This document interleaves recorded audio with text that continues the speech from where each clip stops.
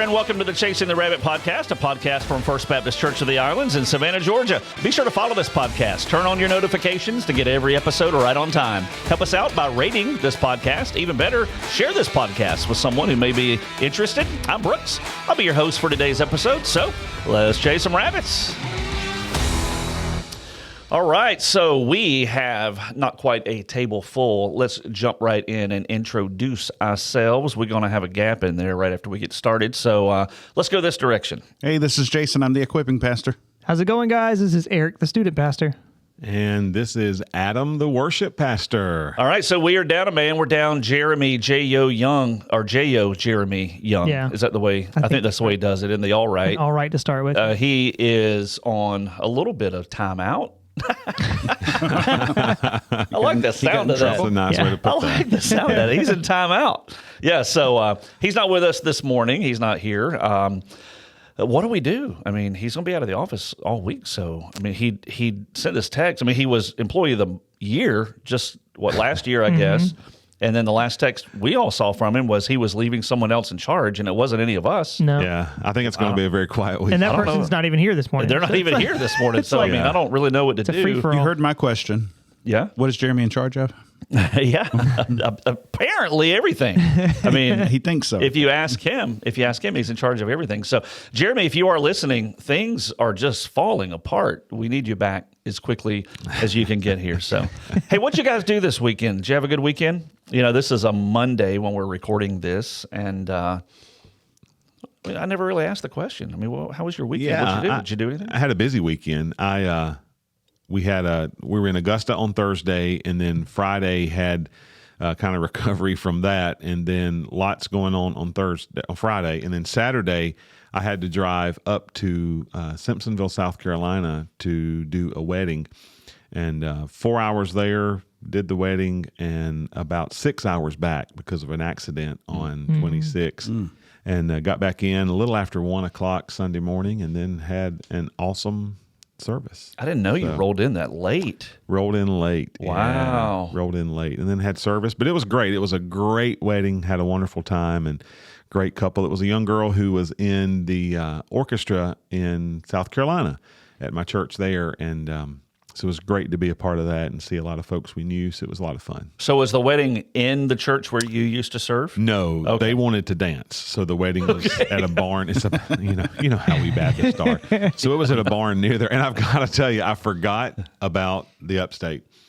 Down here in Georgia, unless you go to the Walmart on Montgomery Crossroads, you're rarely going to hear gunshots.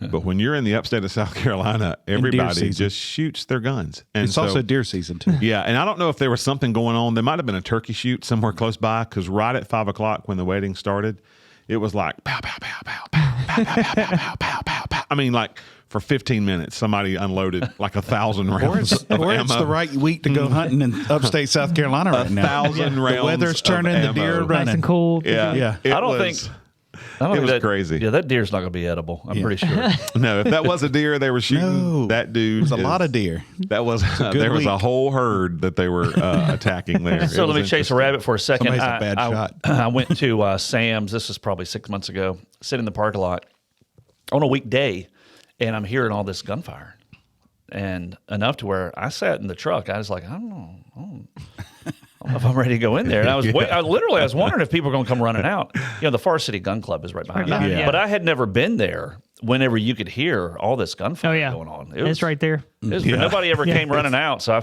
decided to go on in, you know. I remember the first time I heard it, and I was there, and people are just walking around like nothing's happening. Yeah. It's like, there are gunshots going off, y'all. Yeah, it's kind of weird. But Kinda nothing's weird. happening. And our kids went to Oglethorpe, which isn't far from there. They're like, we're out on the playground, and there's gunshots. I'm like, what? I know. It's like, yeah. Welcome to Savannah. It's a perfect time to take the kids to recess. What'd you guys do this weekend? Anything? Emma came in town. She's got a whole week off for fall break, and so she came in town. And Paige left town. She went to go see her mom this weekend. And Luke drove down from Lynchburg. He's trying to keep his every 30 days at Publix. And so he met her at Grammy's house. And so he worked up there. So she got to see him, and I got to hang with Emma and Benjamin. Benjamin kind of did his own thing, played video games, and hung with some friends. So Emma and I got to hang out together, go and try to get some coffee and stuff. Very nice. She's all into coffee. Oh, yeah. She loves coffee. Because you've mentioned before, that's that's y'all's deal. Yeah. Getting the coffee. And she likes trying out different places. Yeah. Which sounds incredibly fun. That is good Right. stuff. If you're curious about a coffee place in Savannah, she's probably already tried it out. Yeah, that's good. She's got a friend here that whenever she comes back in town and she's home from school, they try a different place almost every time. Yeah, it was good seeing her yesterday. I saw her in church, talked to her for a minute. Yeah, that's good. Yeah, I sat at the house by myself all weekend. Oh, It's man. depressing, man. Do we have any sad music? Oh, hold on, which sad one was trombone? Should have called him up and taken him There for it is. coffee. Sorry, I'm slacking on my soundboard job. No, my family, I mean, the girls are at school, but then Adrian and Rylan were out for soccer games, as that happens a lot this season. So I was at the home with the dog, staring at each other. Yeah. Did you eat peanut butter and jelly? No, I went to Cookout. That was like Frozen my splurge. pizza? I Oh, that's treated good. myself. Yeah, Where man. are they building? There's a cookout coming close by. Right on Skidaway. Skidaway. Right next to Target. Yeah. The old DQ is Where now the a Cookout. DQ was. Yeah. It's going to be a cookout. Yeah, I'm they've already quite got the sign excited. up. It's guaranteed. Yeah, I'm pumped. Yeah, that's That might going to not be be bad. good. I pass that twice a day. Like I The gotta biggest, or the rowdiest we've been this entire Cookout. podcast so far is Cookout's coming.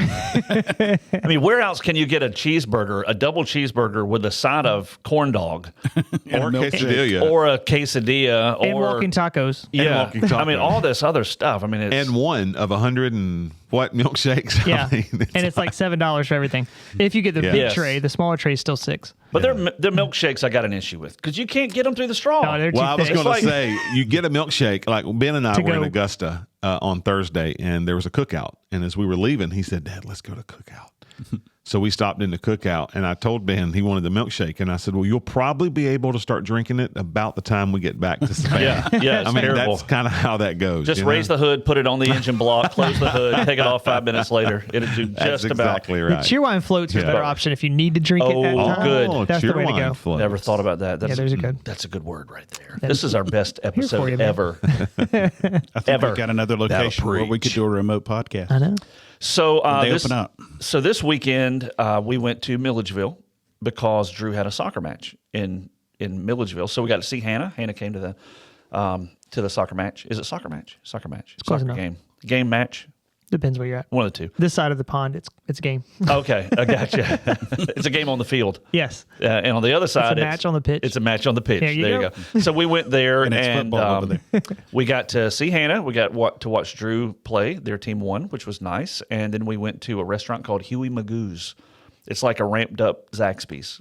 You know how Chick-fil-A is a ramp up of like, other fast food restaurants? Mm-hmm. Huey Magoo's is like a ramped up Zaxby's. It's kind of a local flavor, a little bit better food. It was good. And then What we is the ramp made the up? journey back. What is Chick-fil-A It's a just- ramp up of? Of like your average Wendy's. Oh, Like okay. it's fast food. I wasn't sure. I just wondered. And it's like, it's like you've got your fast food, but then It's like Chick-fil-A is the like a gifted and notch. It's like a talented fast notch. food. Yes, it's a notch up, and Gifted and talented fast food. Yeah. Is that what you said? That's pretty good. Gifted and talented fast food. so that's where we ate. We had gifted and talented chicken at Huey Magoo's. But then yesterday afternoon, mid-afternoon, 4:00, Drew and I went to a movie. Now I don't go to movies a whole lot, but I've been excited about this movie coming out called The Blind. Yeah. And The because I like Robertson Duck story, Dynasty, yeah. I just think the episodes are hilarious. I still watch them.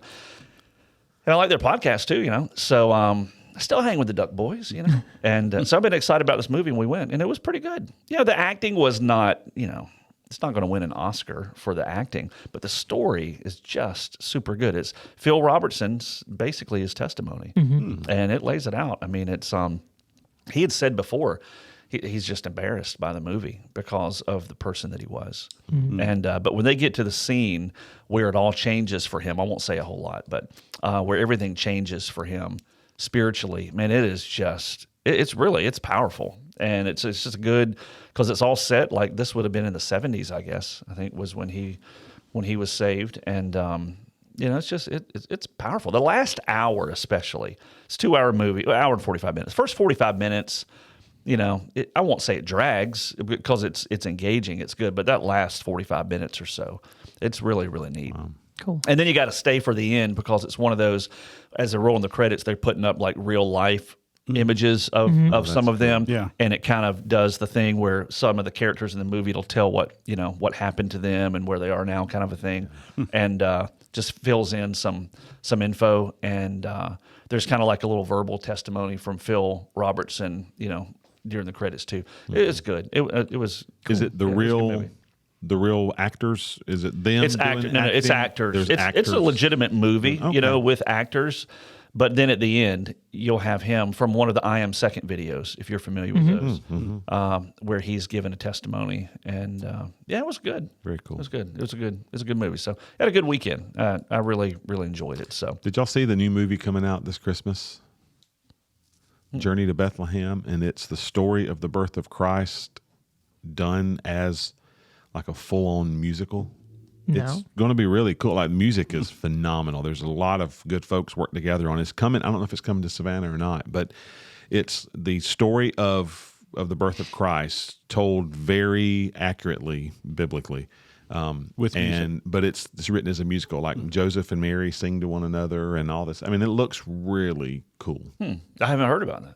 So it's coming out They this didn't Christmas. ask you to be a part of it. I thought you would have been in it with your singing. I'm just no. It is real. That's not real, but I do. It is coming this. I think it's November. It's coming out. So we'll have to see if it's coming to a theater near you. Theater near you. We drove all the way out to the Savannah Mall to see that one. And so we get there and we're kind of cutting it close, like about 5 minutes.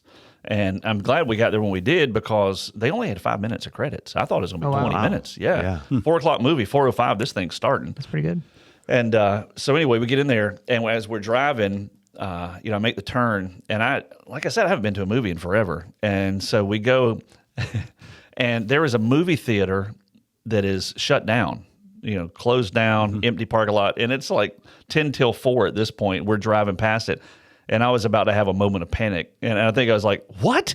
And Drew's like, "Dad, it's the next one. Just go to the next theater." And then we hit Krispy Kreme on the way back Excellent. with a free coupon for a dozen glazed and a gift card. So Nice. You had a good day. Yeah, it was good. It was really good. Some Duck Dynasty, some Yeah. Krispy Kreme. And that was your Saturday, or it was yesterday? No, that was yesterday. Yesterday After church. Yeah. And great message yesterday, which I think we're going to talk about a little bit later. But it was awesome. It was different. Yesterday. It was good. different. It was good though. I've never preached a message where there's so much speculation. Well, I told the choir, they were asking because they love to know when we're doing our sound check, kind of what the sermon's going to be about that day. So I was giving them a little preview of it, and I told him he's speaking on the birth of Christ. I said, No, not the birth. I mean, I'm sorry, the Early life. childhood, the early Yeah. life of Christ. That's what it's called. Jesus' early life on earth. I said, but there's like 2 verses. He grew in stature and favor with the Lord. I mean, that's the whole sermon right there. I just preached it in You got it. 30 seconds, but There you he'll go. get 45 minutes somehow. Oh, was it 45? Was it 45? We're not going to do it. I know you're a little bit. We won't talk about that. We won't. because you only get a certain amount of time. We won't talk about that. Well, see, I do an announcement or two No, at it's the end, great. so that It's makes good. it longer. It's wonderful. That can't be held against me. I always like this not debate. your time. When y'all start debating like what the whole time is. Is it including the prayer and the time at the end, or is it just the message part? Now, prayer is prayer. Prayer's not sermon. Prayer's not message. Prayer is prayer. But Adam's looking at a total schedule for the whole time, and he's It is. giving you an allotment You know what? of time. There's going to be a poll on this podcast. They like to debate about this on a regular basis. Is his closing prayer part of his time. that breaks down and recaps the sermon? Let me just lay that out there. Not trying to Sway not- the poll here. not trying to sway the poll, but is that no, not at all. should that be counted as part of the sermon time? The time that he has allotted. Yeah, I mean, The Brooks Kell time. I would love He to gets see all the time. It's all his time. I but, would love you to, know. keeping it totally objective, I would love to see the poll validate that I'm right in this. I think that would be. So, Brooks, beneficial. officially, your argument is that the amount of time you get is the amount of time that you preach. Yes. Just preach, Yes. not counting anything else you say in the morning. So Yes. what you say is Just from the the time sermon. you say "Thank you, choir" to "Let us pray." And well, turn in your Bibles. And then you start the clock. Let Oh, us you, pray. he's got to say, turn in your Bibles before you Turn start in your the clock. Bibles. We don't always. How many say other turn in things your you going to say before we start the clock? Because it's rarely you preach out of the My Bible. I'm final just teasing. I'm teasing. I'm teasing. No, you do a great job at that. And then at the end, yes, I mean once it's Let us starting pray. to pray, it's really kind of what I'm getting at. The announcements at the end that know. can't I'm count just because I'm picking still at you. technically my mic is on and I haven't left yet. I'm just so. picking at you. I know this is a sore spot, and you know I love to pour salt in wounds. Jeremy wasn't here, so I had to poke is at y'all. fun. So. Yeah. No, I love it You know, because in my mind, everything we do up until the sermon, it should be preparing our hearts for the word that you bring. So it all flows together. So it's not my time and your time. We I have love fun with it. I really We do. in my mind say, I need to kind of shorten it some. And then when you get up there, it's just hard to do that. In my schedule, it's 35 minutes for a message, but in planning, that's the official schedule. In the unofficial schedule, I know it's going to be 40.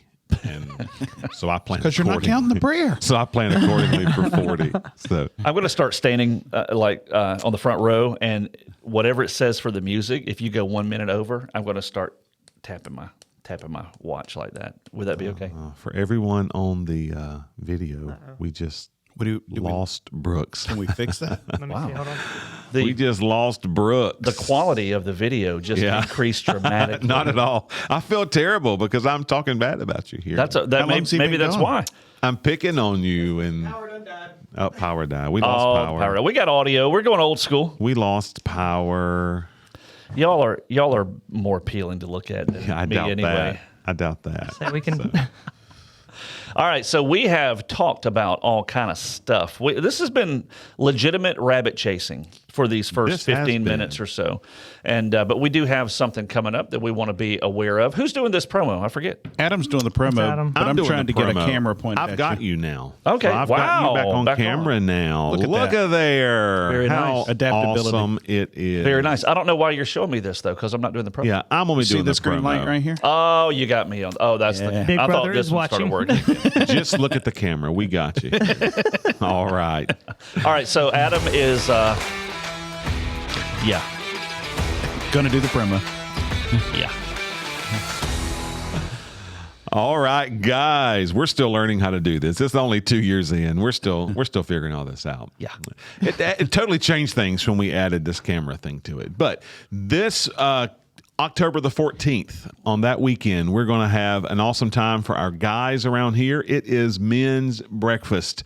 The smell of bacon will call men from miles away and will still be lingering on Sunday morning, the 15th, as we worship together. But if you're a guy and you live within a 4-hour radius of this church, you will smell the bacon, and that is your call to be here on Saturday, October the 14th at 8 a.m. for our men's breakfast.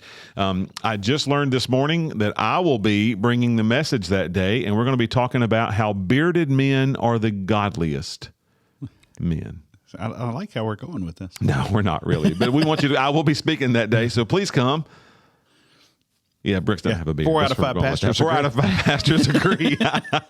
No, we do want you to be here at our men's breakfast on Saturday, October the 14th. We have a great time. We have a great group of guys that do an amazing job getting that all set up, and we want you to be a part of that. So again, join us on Saturday, October the 14th at 8 a.m.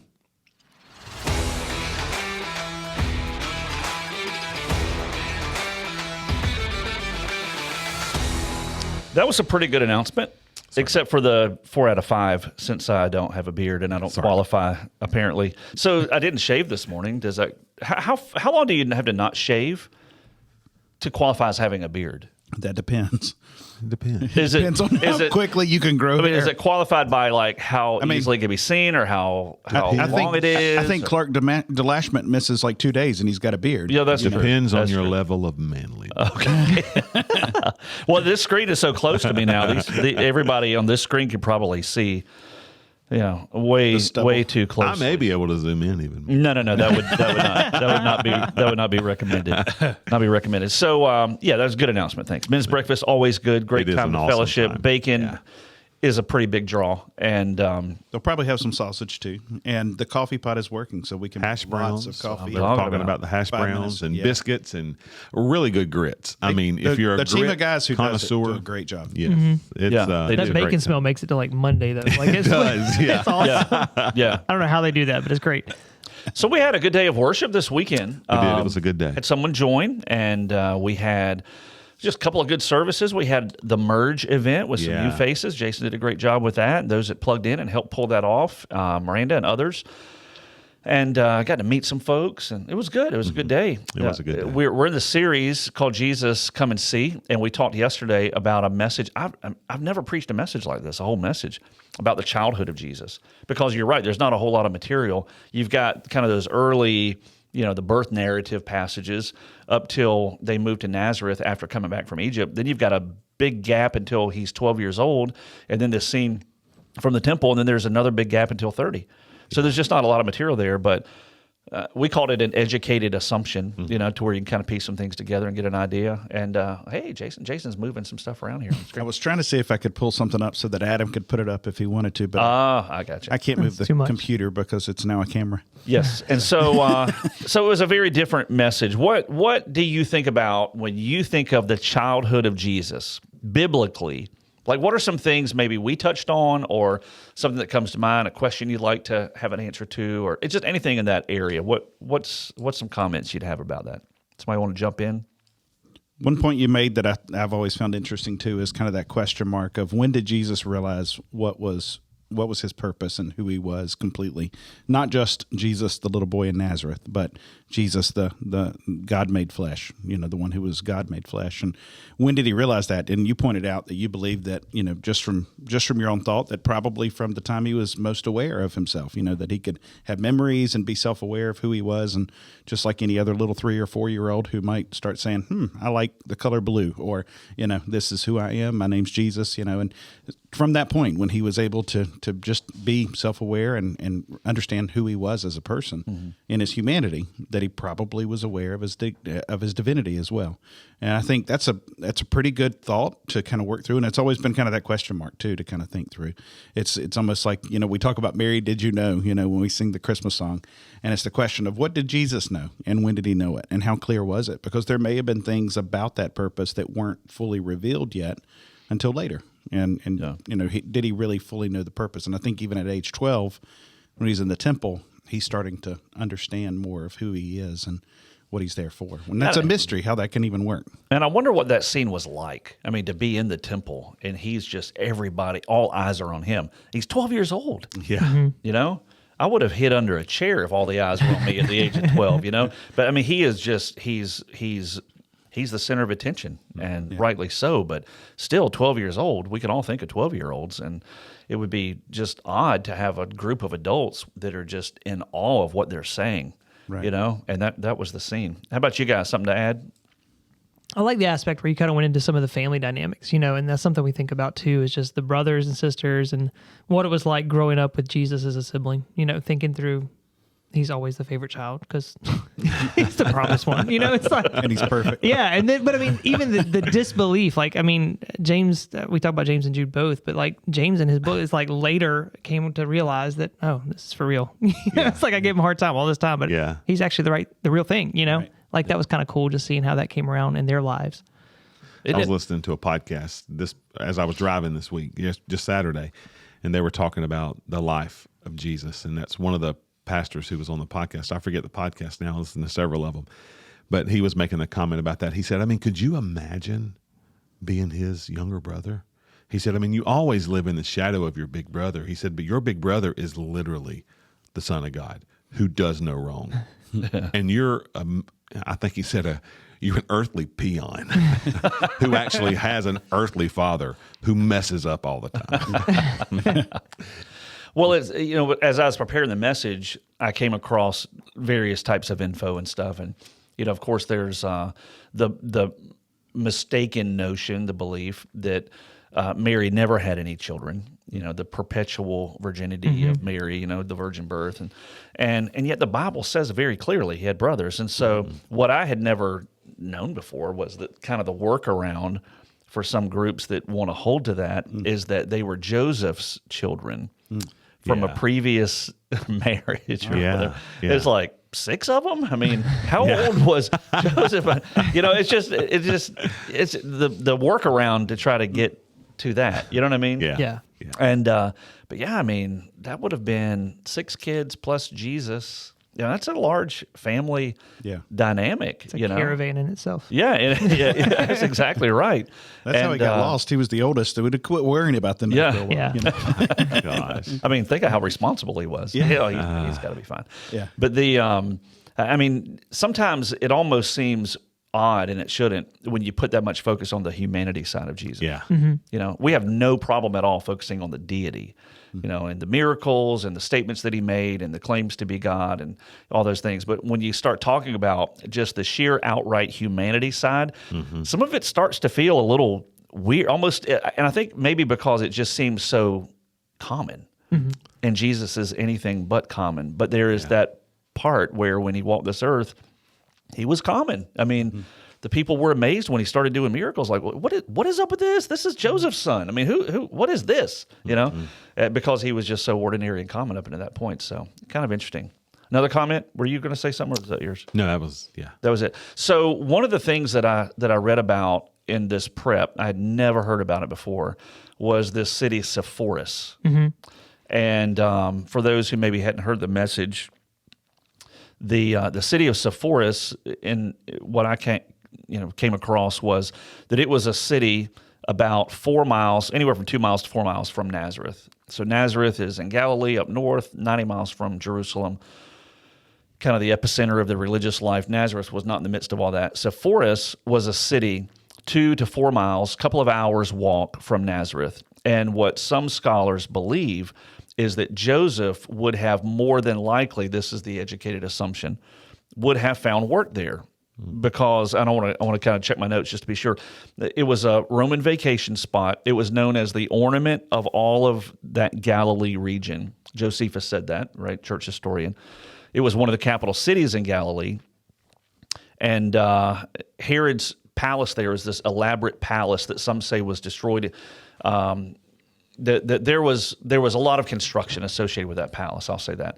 And that tradesmen would have found a lot of work in Sepphoris, but it would have been laid out kind of in a Roman pattern. So it's this picture that Jesus, raised in Nazareth, there was a synagogue there, would have very possibly been exposed to this other city, Sepphoris, where his dad would have worked, that was set up like a Roman city. Probably not, I'm guessing, as much religious influence there.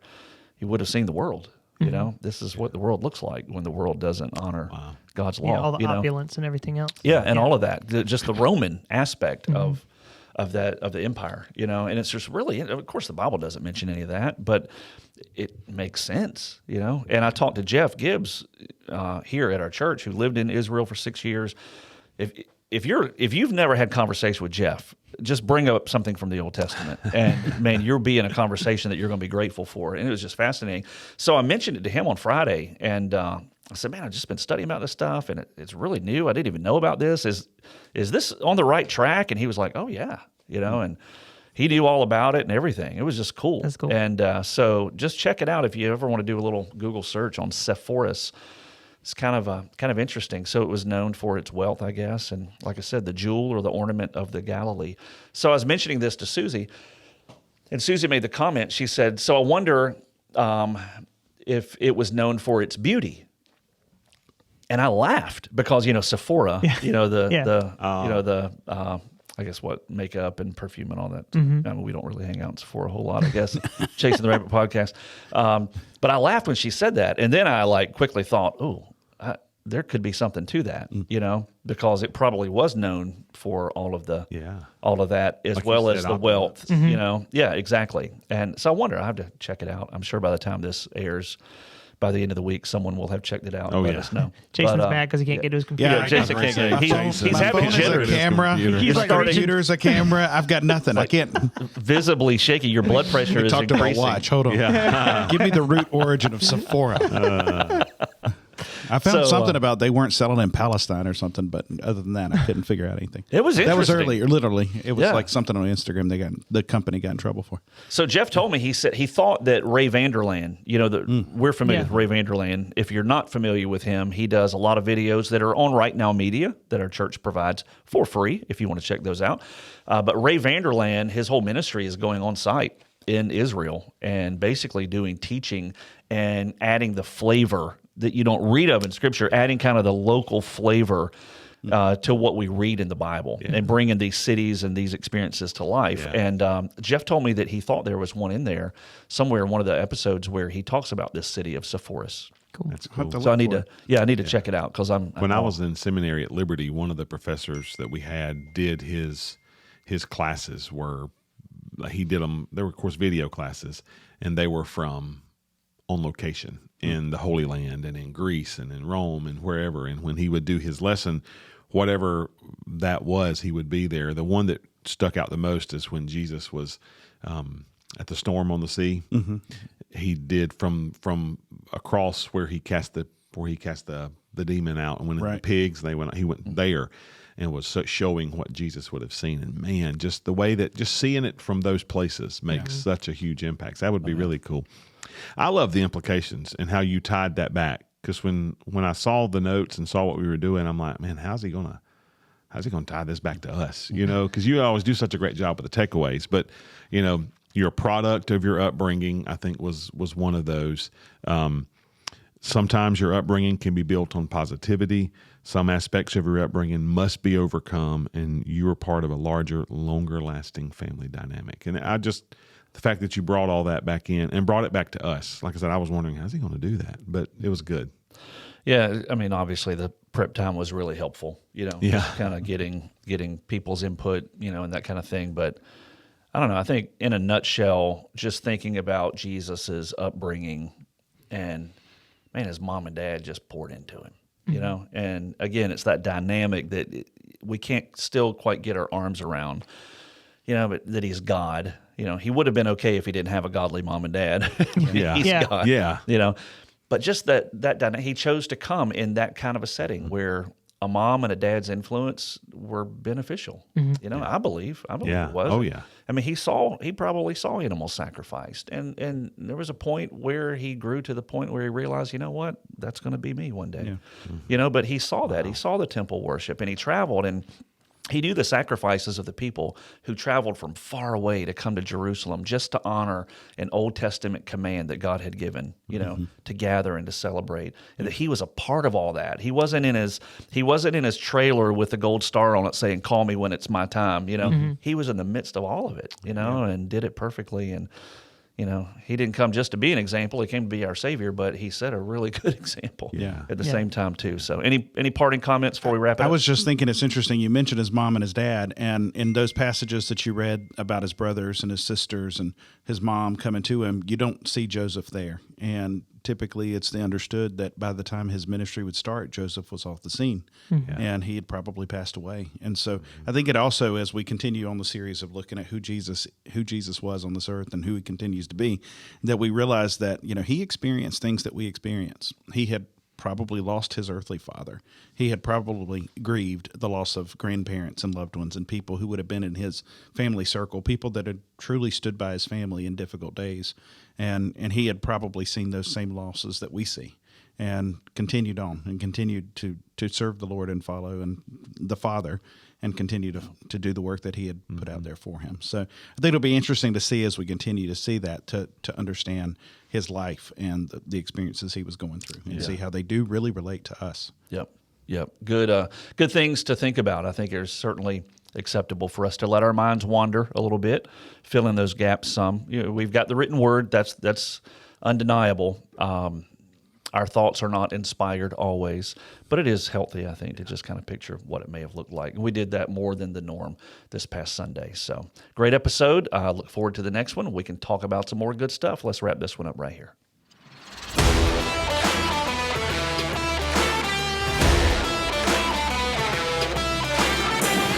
Thank you for tuning in to the Chasing the Rabbit podcast, a podcast from First Baptist Church of the Islands. New episodes appear every Tuesday, so be sure to follow, turn on those notifications to get every episode. Help us out by rating this podcast on your podcast platform. Even better, share it with someone who may enjoy it. Check out our website, fbcislands.com, and subscribe to our YouTube channel, FBC of the Islands. We'll see you next time.